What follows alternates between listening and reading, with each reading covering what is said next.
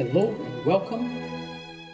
This presentation is the extended version of the presentation I gave at the European Association of Social Anthropologists at Stockholm University this past August.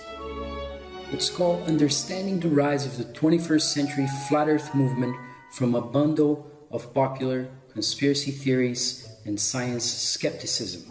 The experiences and narratives of flat Earth proponents are prime examples of epistemological transformations and their social and personal consequences.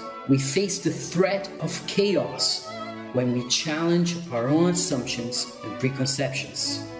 This is what I call a state of epistemological discordance, and again, epistemological means simply way of being, and resonance is the think-feel vibration that everyone has. So my idea is that as we live and try to understand the world, we're vibrating in ways that reflect how we think. So why am I looking at the flat Earth? The flat Earth has had incredible growth in popular interest, and this is a graphic from 2010 to 2018 from Google Trends, comparing flat Earth with anthropology on YouTube. Now, my methodology. So far I recorded 20 conversations with over 38 hours. I was in Portugal and Brazil when I talked to people who are in the United States of America, Canada, United Kingdom, Spain, and Nepal. Some of the obstacles for studying the flat Earth phenomenon and the movement are, that there are millions of videos, pro and con. And so I decided to do this on a face-to-face online approach through Skype and Google Hangouts. Many people were not up for talking, and I had to prove that I understood their line of thinking before they accepted me and talked to me. For gaining access to my participants, I had to pledge never to misrepresent or pathologize their positions. This is absolutely key. It's a part of very important anthropological ethnographic ethics that I follow. Initially, this resistance to conversations is due to the attacks that they receive on a daily basis by people who disagree with them. Here are some examples of emotional attacks, hate speech, and marginalization that flat Earth proponents face in their public channels. It's particularly coarse type of language.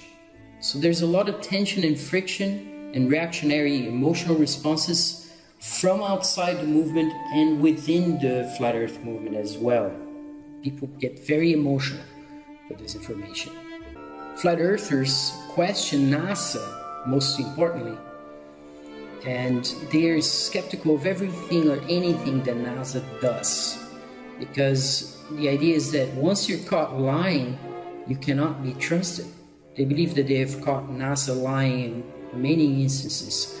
Condemnation before investigation is your admission to indoctrination. Here are some of the participants in my research, people that I spoke to extensively, up to 5-6 hours. Some of them I spoke to only 2 hours. Here you can see the need to remain prolific and engage. For example, Jeranism has 324 original videos. I think probably some that are mirrored. Mark Sargent has 1,200 videos, and many of them are mirrored, but he's very active. You see that they have a lot of views collectively. So Jeranism is based in California. He's a bookseller and former drugstore manager. Celebrate Truth is by Robbie Davidson, who's the creator of the Flat Earth International Conference. Mark Sargent is a computer geek, and Globusters is a fairly popular channel by Bob Noto. Endeavor Freedom is one of Zen Garcia's channels. Paul on the Plane does not reveal his full name. This is a reaction a lot of people on the Flat Earth have to protect their families, to protect their work. Wakey Wakey is Mark Knight's channel. He's a British and lives off the grid in Spain and invests in cryptocurrencies. And DITRH stands for Deep Inside the Rabbit Hole, and it is David Weiss's channel. Your Curveless Earth is Nathan Roberts' channel. Flat Earth Universe is Martin Kenny's channel. Finally, Karen B is a graphic designer, single mother. Flat Earthers, once they go public with their beliefs, they face this universal experience of prejudice and marginalization for taking their stance. It reminds me of Foucault's fearless speech, the idea of parésia, which is taking a social risk, speaking the truth in public. It has to do with high social costs to support flat earth information in public. So one may experience marriage problems. Some claim that they can only date a flat earther. There's threats to jobs. Some people have reportedly lost their job after people who are against the flat earth contacted their employer, told them that this person was a flat earther. Person lost their job. People don't reveal their actual names. Robbie Davison reported being expelled from multiple churches. Then we have the phenomenon of closeted flat earthers. And all of them agree that when you Google flat earth, you're going to go straight into a website called the Flat Earth Society. They all believe this is controlled opposition. So if you think of the USSR, the KGB, or governments that control information, China for example, where you cannot have opposition, all you do is that you pretend to have an opposition. You infiltrate so-called opposition and you keep it controlled. You may also take a look at Pierre Bourdieu's book on television, where he talks about this. Television debates, how they're totally controlled and don't ever go deep into the information. This is a really good source for this. And it's a very short book, Bourdieu said, because otherwise journalists would not read it, because they're lazy, really. So. Now there's a history in anthropology of taking seriously alternative cosmologies. So in Hugh Brody's book, Maps and Dreams, indigenous hunters dream of animals that they will later hunt. Their spirits would travel out of their bodies in the night and go onto the land and find the animals. They would dream the hunt. UBC professor Bruce Miller received a visit from tribal ancestors in a dream that solved a land claims litigation case. You can read that in Extraordinary Anthropology.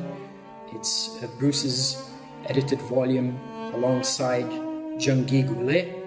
Professor Paul Nadasdy from Cornell, working among Cree hunters, also experienced a maimed rabbit giving itself to him as a gift after being half trapped in Paul's trap.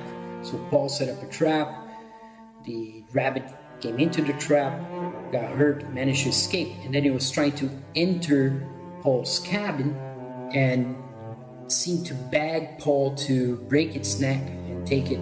This is part of the cosmology of the Cree, that animals give themselves up to the hunter. Animals are not animals, they're persons. So they resist this language of managing and the practice of managing natural resources, because these are people. Despite the ancient origin of these laws, animals continue to enforce them. They also continue to communicate with human people by speaking to them in dreams, visions, and the occasional waking encounter. Also, importantly, animals play an ongoing role in the political education of First Nation people by cultivating in them attitudes and interpersonal skills that they'll need if they're to assume their roles as fully competent adult members of a society that includes both humans and animal people. And also in the work of Julie Cruikshank, Do Glaciers Listen, we see the idea that geological features are alive and responsive, and that is taken seriously. And also, we know that in anthropology, Franz Boas did a lot of work against the scientism of his time, which was eugenics, racialized-based science. And he did so actually doing empirical research. And he was against all these evolutionary rationalities, which led in the United States to segregation, to the rise of the Nazi in Germany, the idea of a master race. And also, we shouldn't forget the Tuskegee experiment, in which the United States government funded doctors to keep poor black Americans with syphilis so they could watch them die until the 70s. And then Clinton issued an apology, right? So we know that science without reflexivity and without morality is very, very dangerous.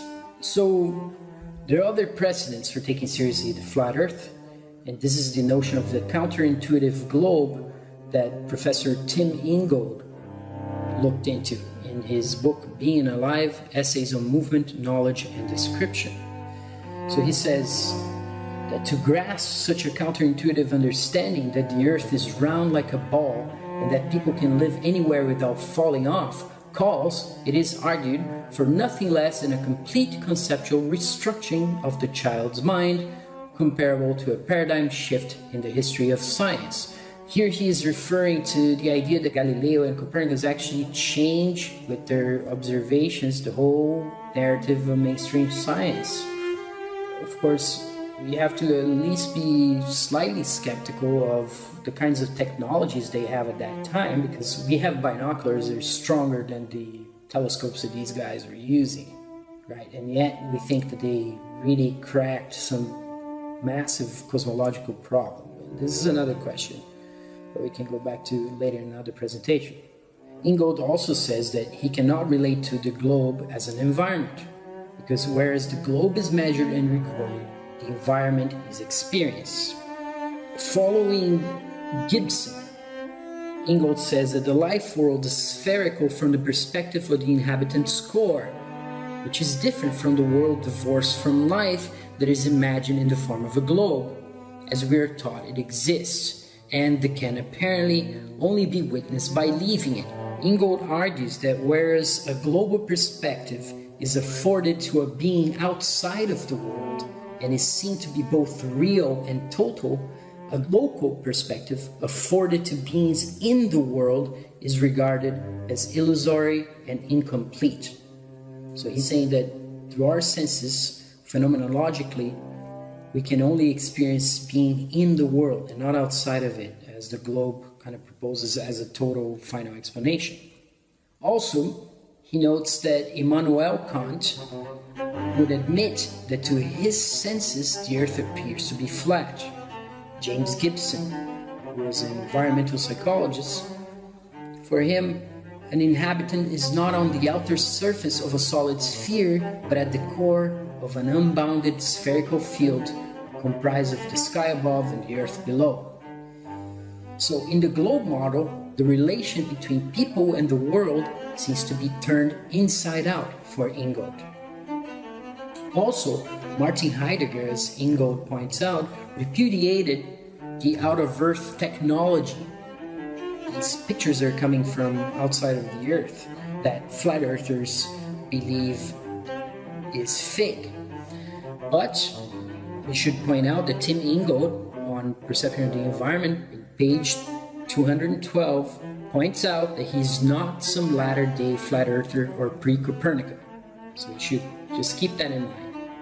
Ingold read a paper by Wozniacki and Brewer from 1992, and this sparked a discussion regarding children's conception of the earth and their indoctrination into a different and unprovable through the senses model, which is the globe model. So Ingold says that children are congratulated for agreeing with what was supposed to be the scientifically correct view, which is that, contrary to intuition, people actually live all around the outside of a spherical earth. Again, this is from Hoax by the Flat Earth Podcast. This is a free book. It has a bunch of memes from flat earthers. And here they're just saying, well, look, you go up 100,000 feet and you cannot tell that there's a curvature, but you're supposed to believe that you are on a ball. This is the article that Ingold read from Cognitive Psychology, Mental Models of the Earth, a Study of Conceptual Change in Childhood by Stella Wozniacki and William Brewer.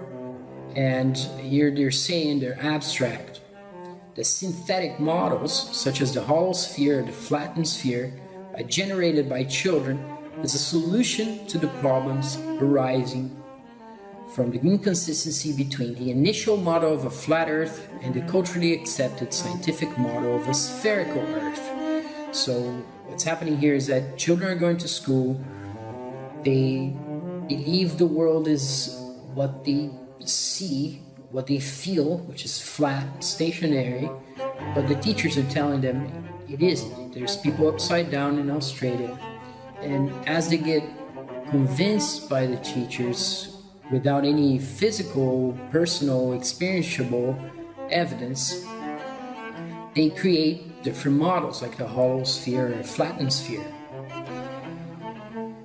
They come to understand that the Earth is a sphere only when the presuppositions that gave rise to their initial models have been reinterpreted. That's what Wozniacki and Brewer say, and this is a large paper. It's about 50 pages. In Anthropological Studies of Shamanism, because I'm referring to a book by Mircea Eliade, where he cites Knud Rasmussen's book from 1929, describing this phenomenon of the mystical light, night and distant vision. It is as if the house in which the shaman is suddenly rises. He sees far ahead of him through mountains, exactly as if the earth were one great plain, and his eyes could reach to the end of the earth. So, in shamanic experience, Eliade's book is a great example of this. You don't have a globe earth, you don't have a ball earth, you don't have a spinning ball earth. You have something completely different. You have the tree of life in the center, you have planes of existence, and it is a very complex book. It's a large book. It is outdated because it's from the late 50s, but it's still quite a source of information. Some of it's repetitive, but it is an incredible effort by Mircea Eliade, who actually lived here where I am in Portugal. Now, flat earth proponents, they evoke the idea of common sensus to mean human sense perception and link reality to direct experience. They oppose the common sense of scientism, which is conformity to the pronouncements of self-prescribed scientific authorities, in particular theoretical physicists, astronomers, and NASA. For them, questioning science and making experiments is more scientific than accepting science textbook facts at face value. Michael Herzfeld, the anthropologist, also looked at common sense, and he argues that anthropologists are looking at different kinds of common sense from all around the world. But these common senses, if you will, are culturally based, they're linguistically expressed, they're kind of like the tautologies that I talked about in the working of abductions, if you remember in the beginning of the presentation. And the flat earth common sense is incompatible with what Herzfeld calls the evolutionary assumptions of the Victorian epistemology that is held to be common sense in much of the Western world today.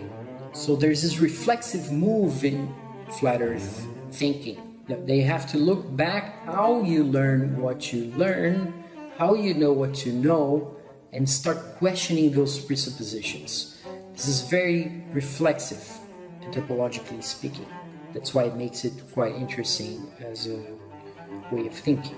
So they will tell you that the reason you cannot tell the earth is spinning, it is because it's not spinning. This is again appealing to the senses. As a child with a ball, it's a very interesting meme, very evocative. It's part of the kind of art that's been spawned by the flat earth movement since 2015 and continues to grow. They will tell you that they're conducting laser gyroscope tests, and they look at the Michelson-Morley experiment and Airy's failure experiment, supposedly prove that the earth is not spinning. Mainstream scientists would say otherwise. They have a different explanation for it. And again, if you don't do the experiment yourself, you cannot have your own conclusion. Now, what you're seeing here is a time-lapse photography of a rocket launch, and most, if not all, flat earthers do not believe that rockets are going into space. This photo is not by a flat earther, it's by somebody who documents rocket launches, and here you see that the rocket's doing a trajectory going down. It's still in view. It didn't go straight up. It went in an angle and it's coming down. So this is the rocket launch trajectory curves that they say proves that these rockets are not going into space. For flat Earth researchers and NASA critics, the rocket should be going up and out of view, while for NASA believers, it is the spin of the Earth that is causing the arc. Some people have looked at how children react to rocket launches, and this is the video that I'm going to show you right now. It's an edit I've made of a compilation of children and adults commenting on rocket launches that are happening in front of them. Let's take a look. Is that a plane or is it the rocket? Was that the rocket lifting off? Yep, that's it. That's a noise. I've never heard it before. It's drifting. That's bad. It's doing good so far. Is it? Is that what always happens? Does it always go like that? Yep. It looks bad to me. It's in space, or is it? Is that it? Yep, I think that's it. I'm right. Oh no, it's going down! It's going down! Peter, for Sandy, is it turning or is the Earth spinning? It's not turning, the Earth is spinning. That's going straight up, it's just the Earth is turning, we're moving away from it. Is that what always happens? Does it always go like that? Yep. It looks bad to me. And here at the very end, you see that the rocket is obviously going down. So from the child's perspective, it is going down. It's not going into space. It looks bad to me. But the adults, of course, they are saying that the Earth is spinning and causing this to happen. So flat earthers would say that if it was going into space, it should disappear from your view, going straight up and not make a turn supposedly around the Earth.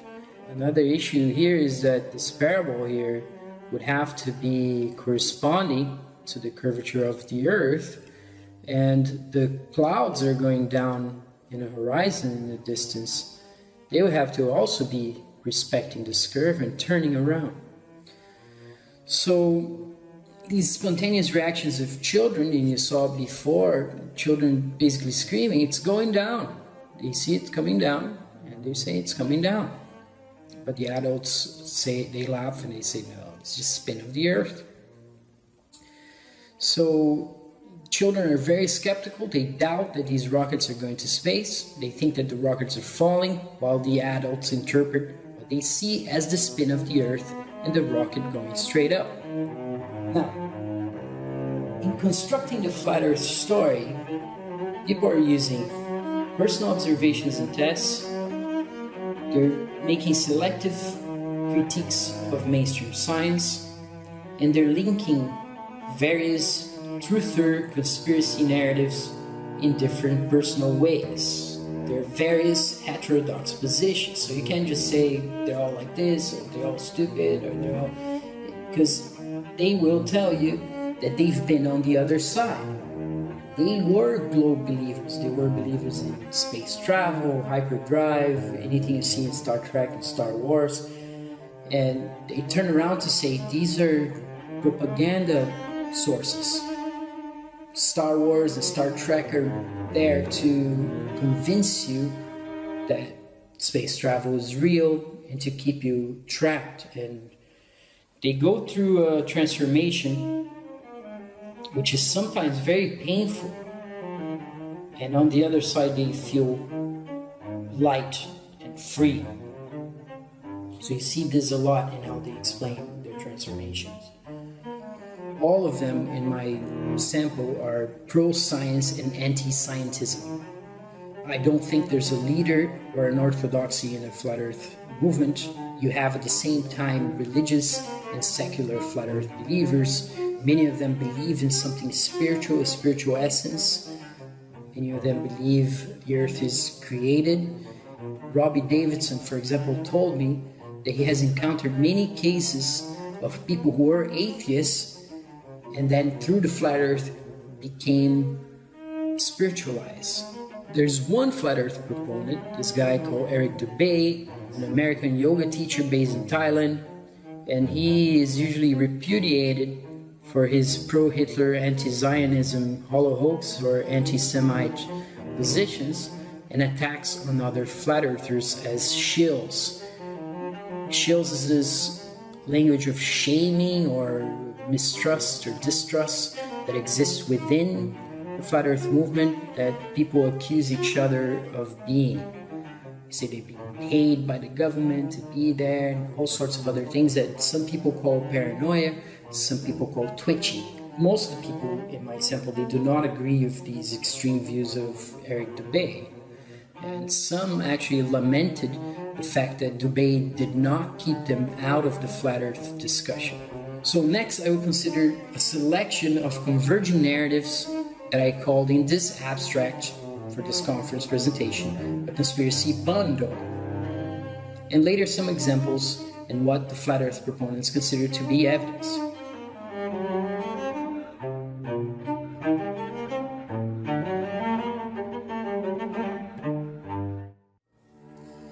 September 11, 2001, the official US government story is false. This is pretty much agreed across the board. Some people think they shouldn't be brought into the flat earth discussion because the shape of the earth has nothing to do with these other conspiracy theories necessarily, but for many flat earth proponents, one of their early awakening moments had to do with realizing that September 11, 2001, the official story was not real.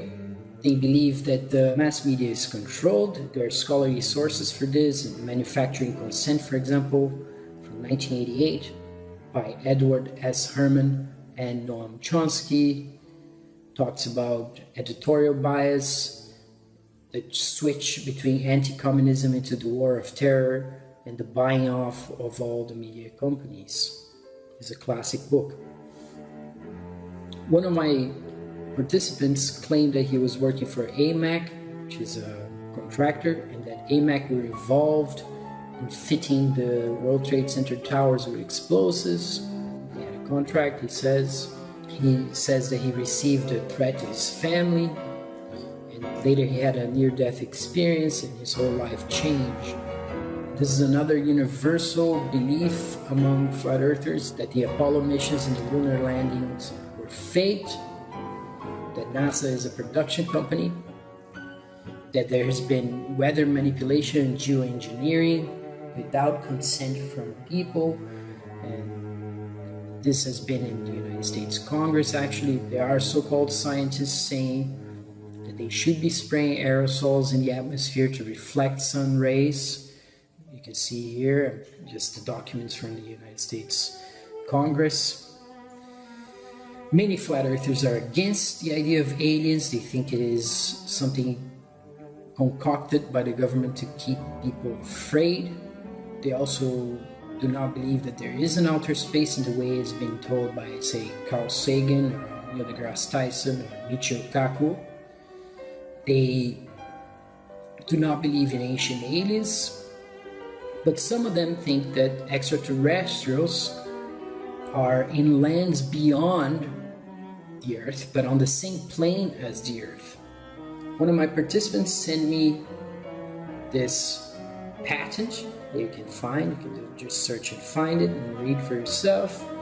You can see here on the left side of the classification is a directed energy weapon, a device that directs a beam of high energy content towards a target for incapacitating or destroying the target.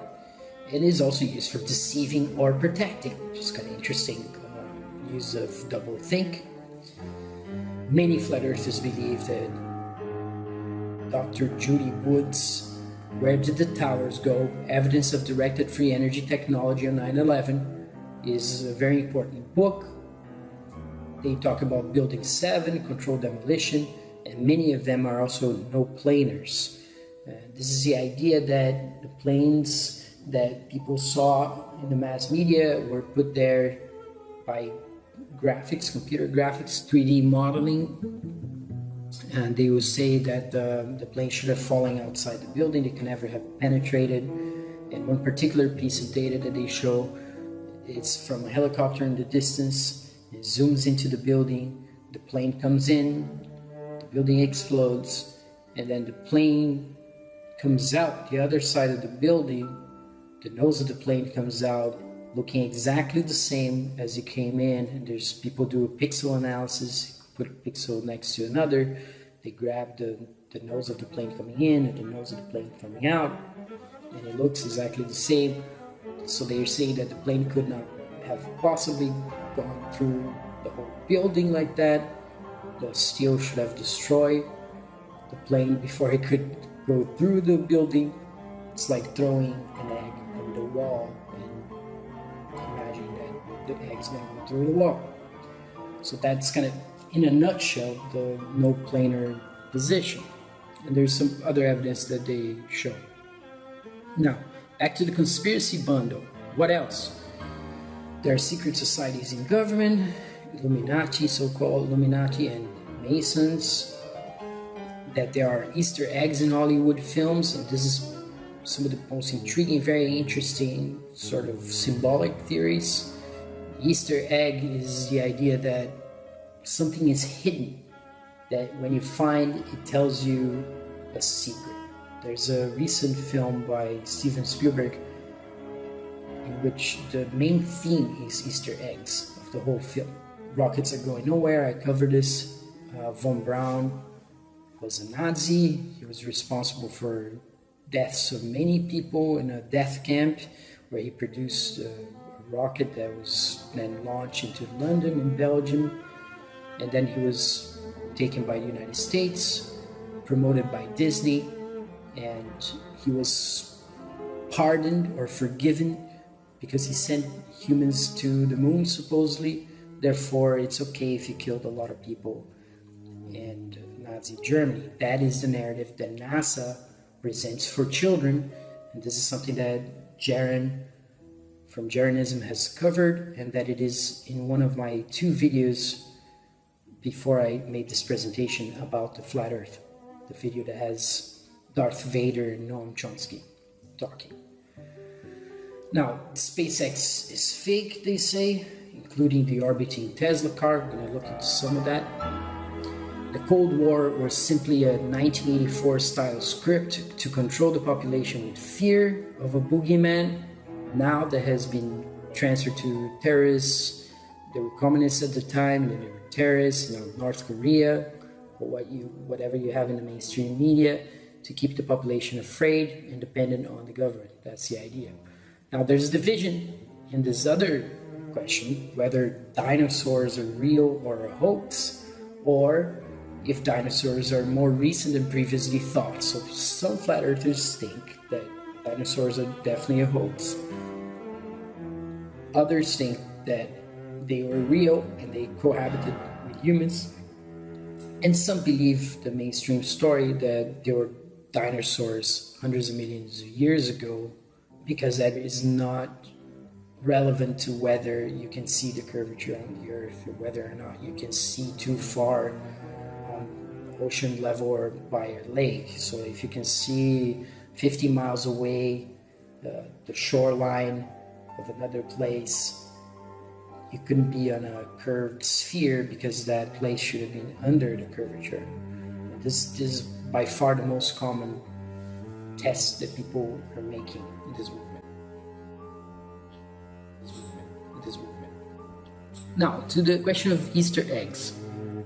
So as I said, it's a theory that there are clues hidden on films about various conspiracies, including 9/11 and the moon landings.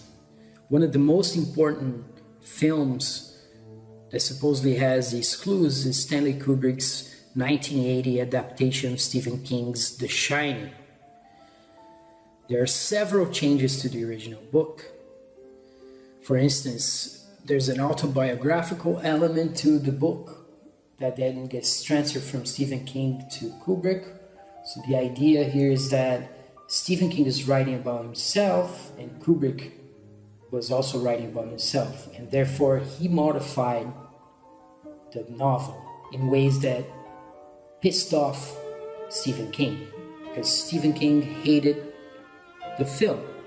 And this is part of the thematic that appears in Steven Spielberg's film Ready Player One from this year, which points to Kubrick's adaptation of The Shining. So there's a whole scene which involves finding a clue, an Easter egg, going inside the set of The Shining and going through some of the modifications actually from The Shining that Kubrick did. So the first thing they do in the Ready Player One is going to where the typewriter is, which in Kubrick's Shining says, "All work and no play makes Jack a dull boy." That is not in the book whatsoever, in the Shining book. There's no typewriter scene, which is the most important scene in Kubrick's film. In Spielberg's film, the typewriter is spewing keys for some reason, as if pointing to the idea that the typewriter in Kubrick's film is a key for decoding something. The theory regarding the Easter eggs in Kubrick's Shining is that the typewriter that's writing the word all, A-L-L, is also writing the signal A11 as Apollo 11, because the 1 and the L looks very similar in those typewriters. So the idea is that Apollo 11 work and no play is making Jack a dull boy, and Jack is Kubrick. Just as in The Shining, Jack is Stephen. He's a former high school English teacher who's writing a play. Stephen King has admitted to this in autobiographical, but in The Shining book, Jack is writing a play and is developing that play through the book. How do you like it? In Steven Spielberg's film, you also see room 237. In Stephen King's novel, there is no room 237. The room has a different number. And in Kubrick's film, of course, the boy, Danny, gets up wearing a Apollo 11 sweater and walks into this room 237, which has an anagram as well. It's Moon Room, has an N on it. You can see the tag. So it's room N, which you can make the words, you can turn it into Moon Room. 237 was supposed distance between the Earth and the Moon at the time. Now it's been updated to 240,000 miles. Another example of an Easter egg in a Hollywood film is in the movie The Matrix from 1999, which we're going to take a look at right now, what it is. In this scene, we're going to look at Neil's passport expiry date, which only appears in the film if you're watching the film very quickly for 1 second or so. So you have to stop it, you have to flip it around and take a look at the dates to see what they are. And this is part of the theory of Easter eggs in films. You have a social security number, you pay your taxes, and you help your landlady carry out her garbage. Here it comes. You take a look. It is September 11th, 2001. That's the expiry date of his passport. Of course, the connection that the Easter egg theory would make is that, yeah, travel became much more difficult after the events of September 11, 2001. But this film is from 1999, So the idea here is that somebody had foreknowledge of the events of 9/11 and managed to put them inside this film. Ready Player One, this is another example of an Easter egg. In the left, you have the pentagram in the poster by the band Rush, and the numbers there, you get 33, which is 33rd degree Masonic number. The Easter eggers here would also look at the Saturn, being a cult of Saturn that seems to appear everywhere in so-called Illuminati-controlled images. And on the dartboard, you see that one shadow is falling on the 9 from the dart, and another is falling on the 11, perhaps symbolizing the two planes for 9/11. And the dartboard is similar to the United Nations symbol that's also divided in 33 parts, if you count the center. 4 times 8 plus 1, 33, which is, for many flat earthers, the map of the actual Earth, with this wreath that's around it. Supposedly symbolizes the Antarctica, which is a place that nobody can really go nor cross, and that will be the outer limit of the flat Earth. And there's also no consensus on this. A lot of people in the flat Earth movement do not believe that the Antarctic is this barrier. Some do. It is more controversy. Here's another meme from the Hoax book by the Flat Earth podcast, and they're saying that NASA makes these productions, seem very excited about everything they do, and people believe it because it's part of their national identity. And NASA has a budget of $50+ million per day, which is part of the motivation. And they're there to conduct this mission of nationalism and identity control. So NASA represents for Americans and space believers what the royal family does for the British.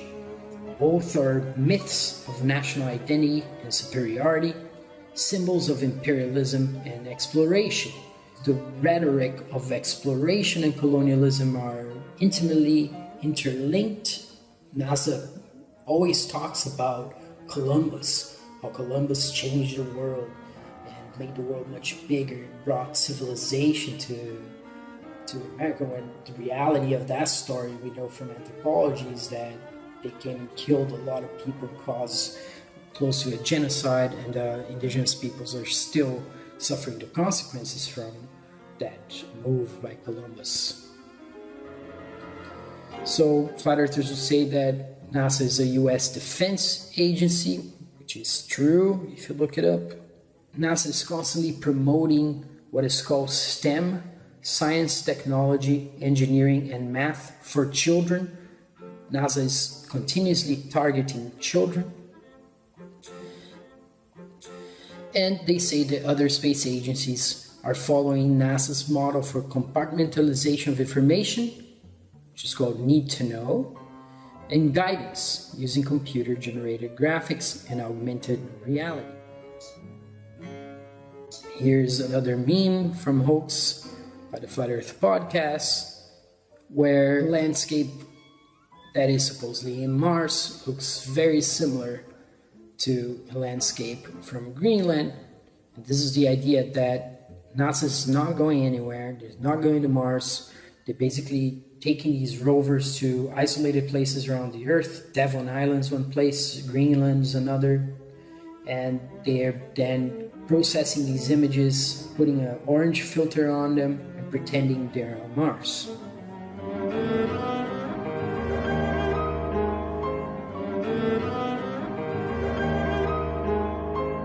Now, lunar landing skepticism has been booming, according to this ITV program, in which Martin Kenny, one of my participants, participated.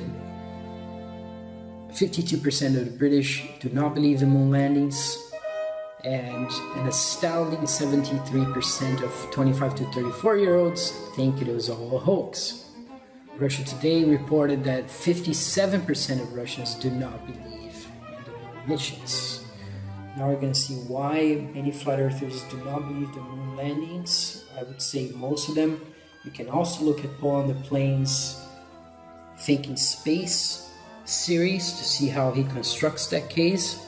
Here, what you're seeing is the lunar lander. If you zoom it up, you can go find a photo from NASA. They're saying that if you look it up very closely, this thing couldn't possibly resist the pressures that you're supposed to be holding against in the vacuum.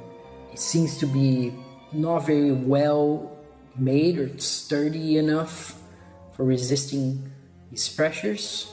And flat earthers would make a comparison with submarines and the ISS, for example, that submarines do not have components on the outside, whereas the International Space Station has astronauts going outside and turning boats, and the suits the astronauts are using are tested under the water and then taken to space, which for the flat earthers doesn't make any sense. Water, you're having external pressure, and in the vacuum space you have the opposite. You have something sucking you out. They will tell you that the only experiment of a human in a vacuum chamber almost killed this person, made their saliva boil. So why don't they believe in the lunar landings? Here's another meme from Hoax by the Flat Earth Podcast. And they're now turning to ridiculing people who believe in NASA. They're saying if you're not feeling very smart, remember that your friends and family believe this trash can landed on the moon.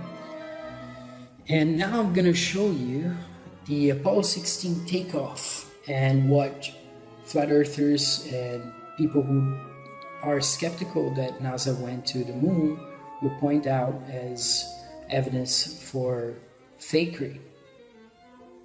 First, this is the raw footage that we see. Okay, here they can show you, for instance, that there's kind of a pull to the right, that there are probably 3 or more cables pulling this up, and that here there's a wink to the right. Of course, they question how by remote control this camera is moving up. It's another question. Now is another view. Here is to show what I believe to be the wire, a nylon wire reflecting the light from the studio into a prism and being pulled so that it reveals this line here. You see, again, it is aligned with the rise of the lunar module. It's strange because as the explosion happens in the bottom, this line is going up, and what could be going up like this? It has to be something going up. It's also coming from behind the ship. And there's another couple of lines that you can see here and here. This is one, this is another, in addition to this line that comes up here. Now, there's not only this is a problem here. These are the panels that you saw in the previous picture. And as the explosion happens, they seem to explode and start flapping. There. So this is the explosion that sends the machine up. And now the panels are flapping. Okay? Here's how it happens. You can see as many times as you want. So some people say that this is exactly how it's supposed to happen on the moon. I mean, they haven't been on the moon, but they know for sure. It fits the equations, it fits everything. It looks very real for them. They saw it on TV. So it looks real. And flat earthers and many people who are skeptical, now the majority of people who are skeptical that these landings on the moon took place, they'll tell you that these panels have been blown by the explosion in whatever. This is a model. Or whatever it is inside the studio. Right, so this is the kind of evidence that we're talking about. Nobody was there, but we know. Now, Elon Musk is another person that no flat earther takes seriously. Here he's being asked, what did Falcon Heavy teach you? And then later he's going to say something which seems very close to doublethink logic from 1984, straight out of 1984. He says, you can tell it's real because it looks so fake. And there's this concept in 1984, prolifeed, feeding the proletariat, which is a newspeak term that means that there's entertainment being tossed into the masses to keep them controlled and mild and subjected to authority. And this seems to be pointing into that direction. Let's see what he says. Falcon Heavy teach you? Teaches, I guess, told me like crazy things can come true. Because he said like, I didn't really think this would work.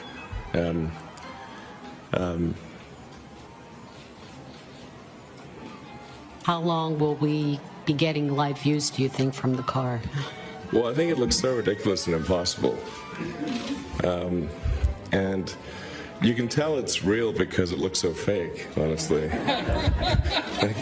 We'd have way better CGI if it was fake. The idea is that it would look more real if it was fake, and that it has to be real because it looks so fake. So it is very close to doublethink logic. It is doublethink logic. I guess you can agree with this. Elon Musk is not the most eloquent spokesperson. Another thing that flat earthers will point out here is that you're seeing this rocket going down right here. But it's supposed to be going up in space. It's still visible. It is going down from the perspective of the observer. It wasn't here. Here it seemed to be going up. There's an arch. Obviously they cut this. But even in this small time, you can see it turning down. And then you get a different perspective on it. And it's definitely going down from the observer's perspective. But it's supposed to be going into space. And if you watch these launches, you're going to see that when it starts coming down and getting out of view, then you get a CGI animation that shows what the rocket's supposed to be doing. There's a realist position against these space missions in Elon Musk and SpaceX and NASA that says we have so many social problems in the world. People cannot barely have water to drink. People are starving, people are dying. And still these guys are sending cars into space. They're looking for water on Mars. But what about people here on the Earth? To finish, I'd like to say that the framework of conspiracy and pseudoscience is derogatory. These are derogatory terms. They're meant to silence critiques, dissent to orthodox positions, and interpretive diversity. Conspiracy simply means breathing together, denoting plans for action held in secret. Most capitalist companies operate this way, which is the basis for non-disclosure agreements. In antiquity, you have the great work by Cicero, In Catilinam, which is about a conspiracy to kill him. And it is a genius work that actually shows how Catilina's conspiracy was discovered through census, signs that one could read in the population and one could feel. So that's a work I highly recommend in Latin from the great author Cicero, who got his head cut off and his hands cut off and sent to the Senate in Rome. Of course, those who claim for themselves the authority to ascribe to others the pseudoscience label are not reflexive nor humble regarding their own claims to objectivity and truth. Indigenous cosmologies have also received the pseudoscience label, which should make a lot of social and cultural anthropologists skeptical, but very few social and cultural anthropologists have actually had the courage or the depth of thinking to deconstruct the mainstream narrative that starts with Copernicus and Galileo and Newton. They basically accept that as part of their belief in the science apparatus, this naturalistic sort of science. Even though many of them are skeptical of Darwinian theory, because we know that eugenics and racism came out of Darwinian ways of thinking, and it still has an effect on minorities and other populations. So, the final question is, how do we know what we know? Do we just know we don't know? And this is my position. I just know that I don't know, echoing Socrates' statement that we just don't know. It's this ultimate aporia. If we're not traveling into space ourselves, how can we make a claim that is actually there? Now, anthropology and scientism. As Michael Herzfeld wrote recently, scientism is a rhetoric that evokes science as its source of authority, in which paradoxically occludes recognition of its own context of production. Scientism is also linked to this language of objectivism, involves the use of scientific sounding terms and claims with effects that deflect attention away from the failure of objectivist logic. The rhetoric of numbers is employed, mathematicization, that encourages the semblance of rigid fact and a symbolism of purity. So this is part of Herzfeld's argument regarding scientism, that he uses math to pretend that math is free from values and pure. And according to Anna Grimshaw, scientism seeks accumulation of scientific knowledge that supposedly renders the world knowable. But ethnographic understanding, which is what I'm trying to do here, is a process of interrogation that disrupts conventional ways of knowing the world and involves transformations and intense moments of personal revelation. These are the motions that we're told are happening in the solar system. So the sun is going at 660,000 miles an hour in one direction. The Earth is going around the sun at 66,000 miles an hour. All the planets are going, and yet the stars remain the same when you look at the stars throughout the year. So Polaris doesn't change position, even though mainstream science is telling you that it will change in 4,000 years, which none of us will be here to verify. Some people will say that NASA has pictures of the Earth from space. This is one of the pictures, but when you look closely, you're going to see that whoever made this photo used the clone tool on Photoshop to basically copy and paste a cloud in another place. So you see the repetitions here. Unless you think that clouds in the sky repeat themselves precisely. If you think that the clouds are different in the sky when you look at them, this would not be possible. So this could only be possible as a real image from the Earth, a real photograph from the Earth, if the clouds actually repeat themselves precisely, which is not what happens. Many flat earthers believe that satellites are not real, that it's a fraud, and they will point out that the internet and other communications are carried via an extensive submarine cable system,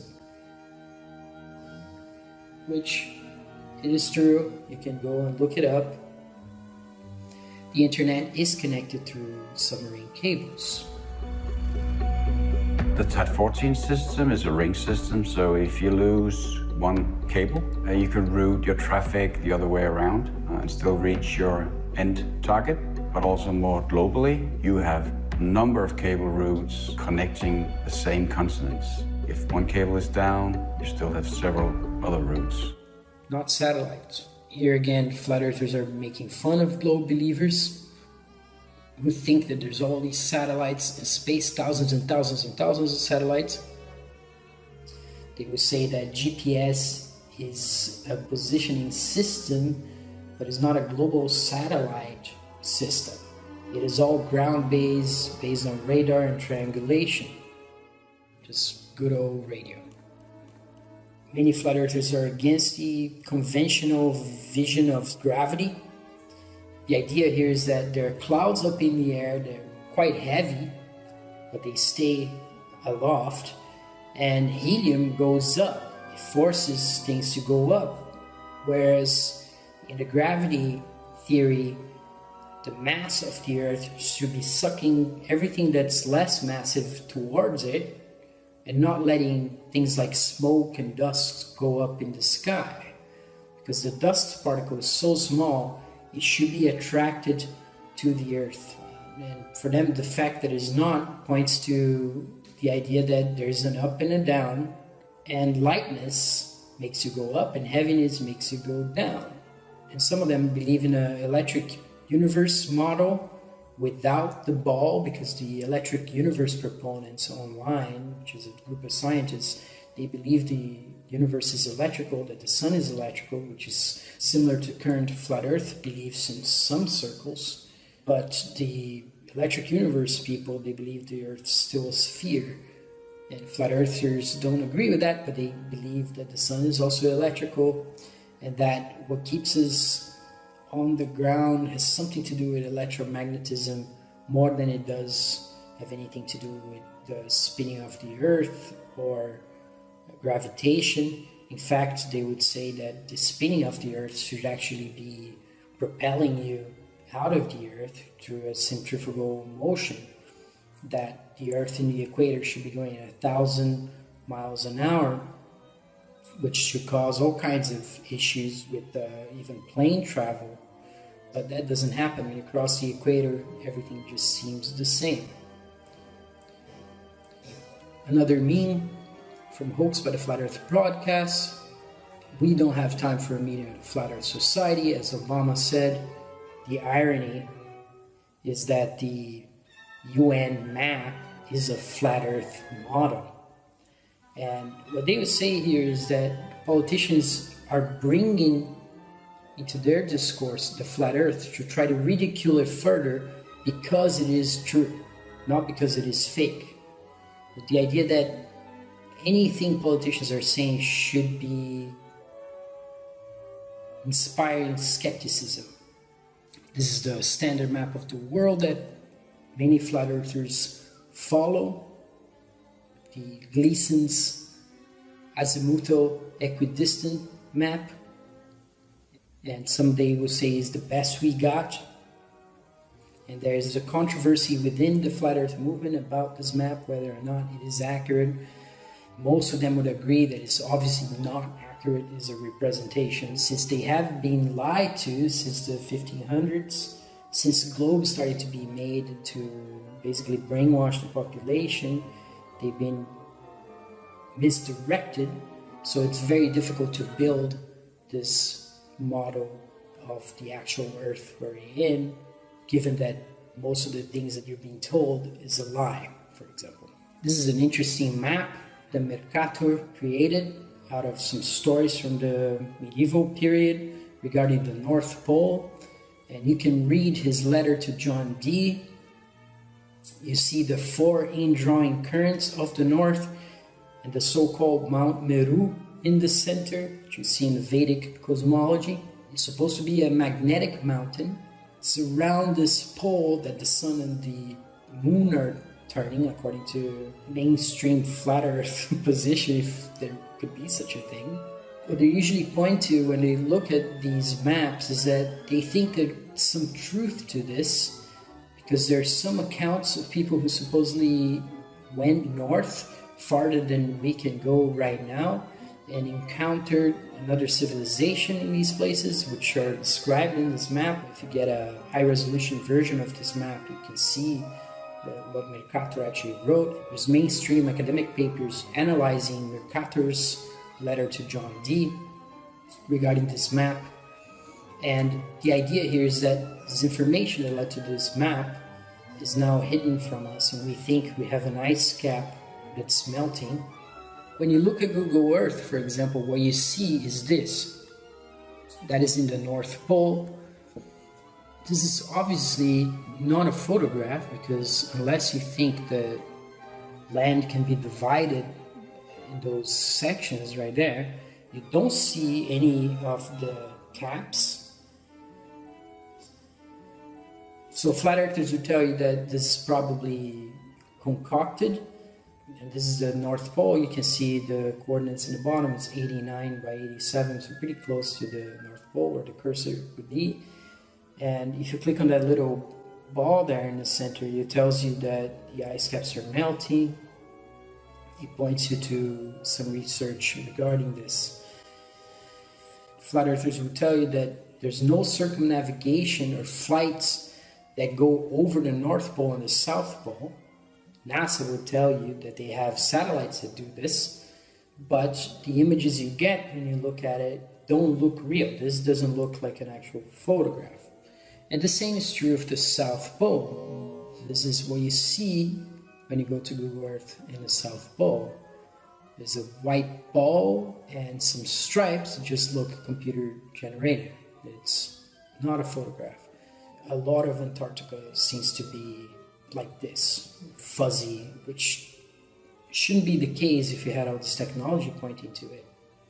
So that gives credence to some of the theories that people that are skeptical of mainstream science, including flat earthers, have been proposing in the last 3 or 4 years, that led to a dramatic increase in their numbers and what I called science skepticism.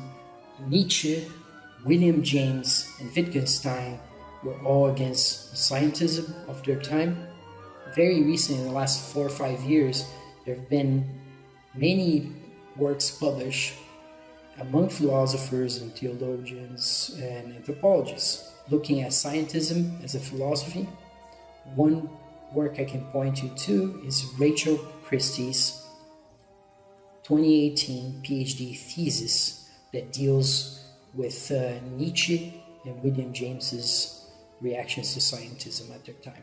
So thank you very much, and next time we're going to look at what my participants have been saying from our conversations. Conversations are sometimes very long, up to 3 hours, so I'm going to do the work of cutting them down for proper consumption. So thank you very much.